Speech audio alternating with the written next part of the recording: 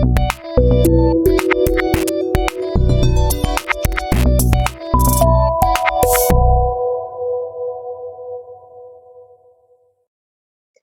day, everybody. I'm Silvia Velardi, lecturer in Interpreting and Translation at University of Milan, Italy. I'm also part of an intellectual output of the Erasmus Plus LTA project. I am a speaker and conference interpreter, and in the next 10 minutes, I will talk about Respeaking for School Classes Accessibility, a way of creating inclusive and accessible higher education classes.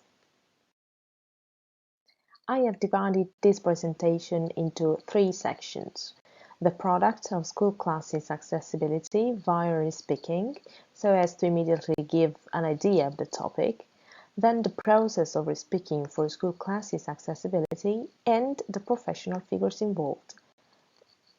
Finally, the function of Respeaking for school classes accessibility. Section 1. The products. We produced subtitles for English grammar and literature lessons for classic high school classes with 18 students, of which one was a deaf student. Our case study is an interesting example of how to make school lessons accessible via Respeaking, not only for deaf students, but also for the whole class, and I will tell you why.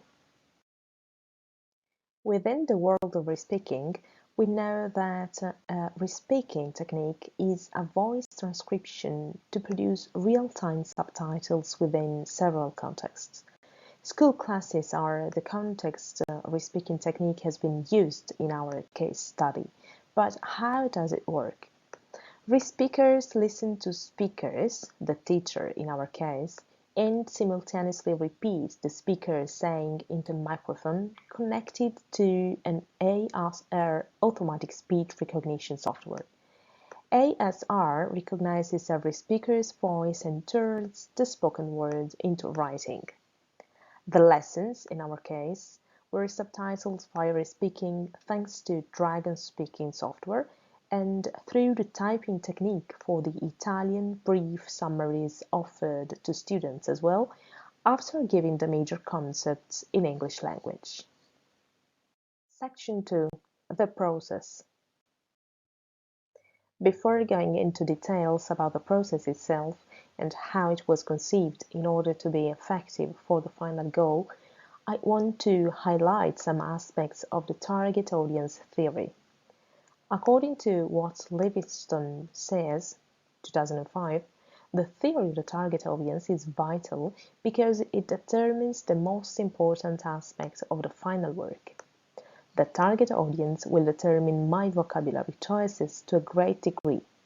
In our case study, the audience are high school students, so the teacher endeavors to explain things and facts as clearly and comprehensively as possible in the expectation that they will understand. This was true for the only deaf student and for the whole class, as a beneficial aspect. Now, I will describe the aspects which were evaluated before performing the subtitle sessions in order for the service to be optimal and beneficial for the deaf student. First of all, we wanted to make the content as accessible as possible for the students. However, some dictating issues were to be considered before acting. The very first tool chosen was Textify, which is an open-source transcription software, but this tool comes in fact with a no pre-editing function on the text, contrary to Dragon Speaking. This means transcription, dictation mistakes could occur at any time, with no chance to edit the final text before putting it online. Now, because Dragon Speaking is a software whose pre-editing function is paramount and well conceived, this was the software chosen. However, when considering the fact that the teacher had to give students a quick summary in Italian language, about 15%, after giving each major concept in English language, about 75%, we realized that Dragon Speaking, unfortunately, is very slow when alternating Italian to English language shift and vice versa. So, The final choice was to agreed on using Dragon Speaking for producing English subtitles and a simple keyboard typing technique for producing Italian language subtitles.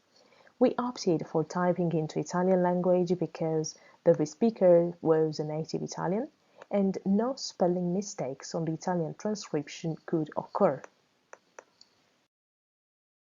Also, another important aspect was considered, that is to say, the personalization of the subtitles.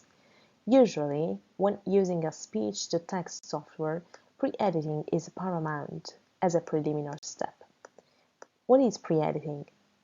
Before listening to the source text, the re-speaker introduces terms specifically related to the content to be subtitled, such as proper names, technical terms, realia, acronyms, and all this happened in the vocabulary and glossary section. In our case, the content was not available before the lesson itself. The re-speaker did not know the teacher and how he would speak, so no pre-editing operations were possible as a preliminary steps. This leads to the fact that the subtitles were personalized and they stick to the way of speaking of the teacher.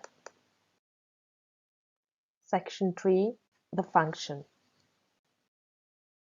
The case study in question has turned to be extremely useful in terms of interaction among the students themselves.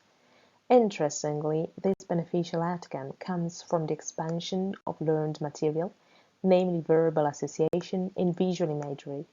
According to Alan Paivio, 1971, the dual coding theory postulates that both visual and verbal information is used to represent information. Visual and verbal information are processed differently and along different channels in the human mind, creating separate representation for information processed in each channel. The mental codes corresponding to these representations are used to organize incoming information that can be acted upon, stored, and retrieved for subsequent use. Both visual and verbal codes can be used when recalling information. This means that both the deaf student and the other class students process information in different modes at a cognitive level, but they experience the same content at the same time. To conclude, in this presentation, we have talked about free speaking as a way to make easy accessibility in class. In particular, we have presented one case study as a methodology used to offer subtitles for accessibility at school. Respoken subtitles appear to be useful not only to the deaf student present in class, but also to the class as a whole, since the transcribed lessons become useful notes for all to be used to study grammar and literature contents. Also afterwards, after the lesson. Also, this method has turned to be extremely beneficial in terms of the interaction among the class students themselves, thanks to the dual coding process, allowing an effective instruction, achieving students' motivation, and strengthening the learning of motor skills. Here is a list of the references used in this presentation. For further information and for any question you may have about this presentation, don't hesitate and ask. I will be happy to try and provide you with as much information as I can. For future contacts, please reach me at silvia.velardi@unimi.it. I thank you so much for your attention.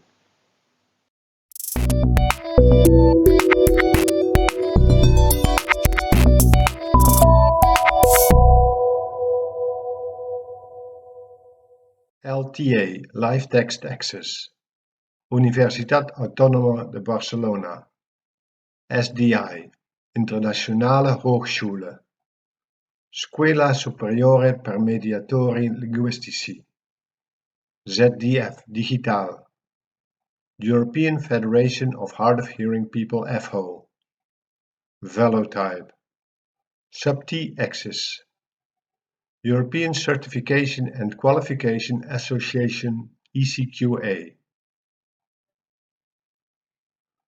co-funded by the Erasmus Plus program of the European Union.